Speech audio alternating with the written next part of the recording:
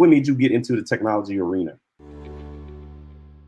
I went to school for management information systems. So basically, the idea was I was trying to figure out what to get in. And a friend of mine told me, you have both interests. You have interest in technology and in business. There's this cool program at University of Maryland that combines the two. That's the first time I heard about MIS. So I'm like, yeah, that's exactly what I want to do. So I went to school for management information systems.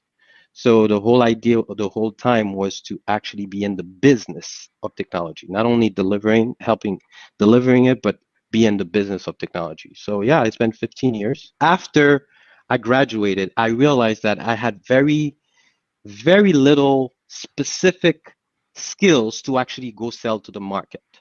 And then I was looking around. Luckily, I found a mentor called Jonas Okwara. He taught me about Linux. So I spent all that time in school and money, and no one ever told me the sheer amount of opportunities there is in Linux in general. So he trained me in Linux, and a few months after that, I had a market value about north of $90,000, and we're talking about 15 years ago. So I'm like, man, this is mind blowing. I remember I thanked them. I'm like, thank you for this. I will take this program, whatever you offered me, I will make it 10 times better, and will always make sure I thank you for it.